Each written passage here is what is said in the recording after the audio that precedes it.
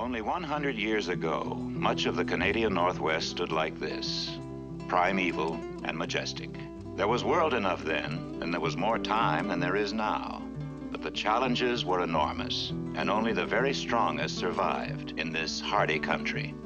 To film a story of 125 men facing those odds, fighting the elements, the loneliness, and their enemies, a movie company has come to British Columbia to start from scratch, as they did, to build the mining town of Presbyterian Church. They began by clearing acres of wilderness, using much of the cut timber for the construction of primitive houses and for the church itself.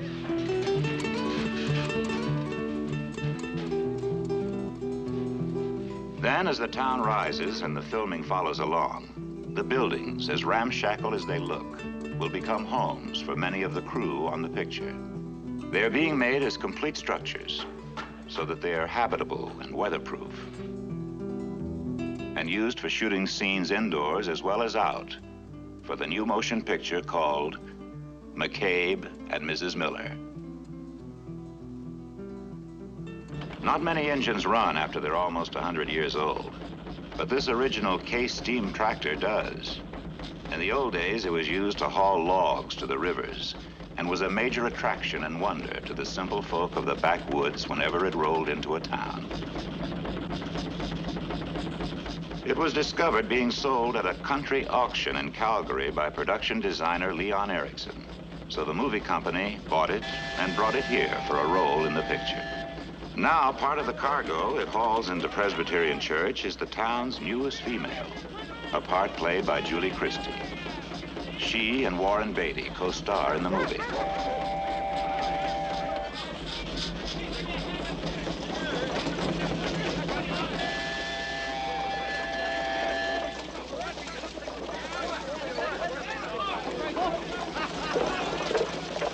You Joe McCabe? Mrs. Miller, come from Fairport to see you. Guiding the film is Robert Altman, who has established himself as an exceptional director. In this picture, he needs a crude and uncomfortable setting to film this first meeting between a tough businesswoman and her new partner.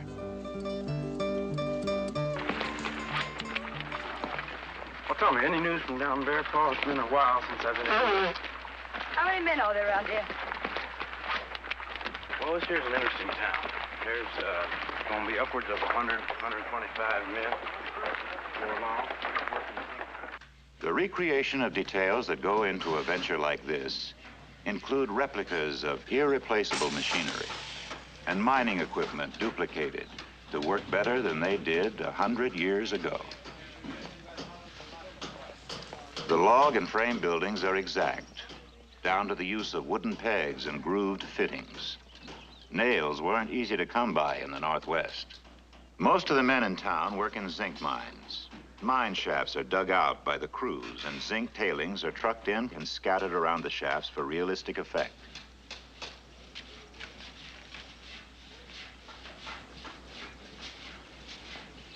Overall, Presbyterian Church is complete and self-sustaining as a community.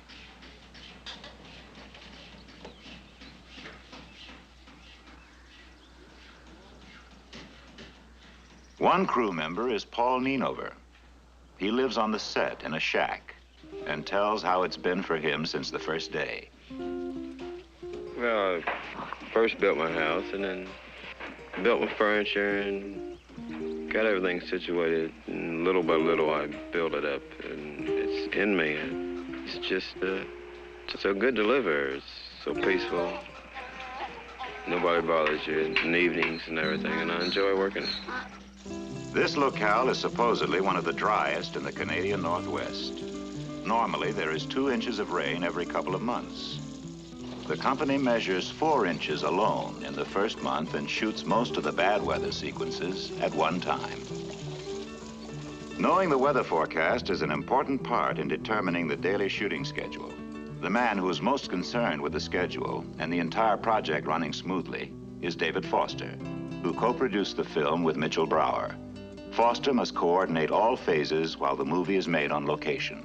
He puts the complete responsibility for the look of the film in the hands of production designer Leon Erickson. who works to create an environment for the director and actors to film in. The earthy and rowdy quarters where the miners lived, drank, and gambled. One of the episodes in the film takes place in Presbyterian Church's only saloon. McCabe, portrayed by Warren Beatty, is new in town, and being an opportunist, chooses this place to begin his gambling operations. I'm Patrick Sheehan. This is my place. Shouldn't we make a deal? How much a bottle? $3. $3? Yesterday was $2.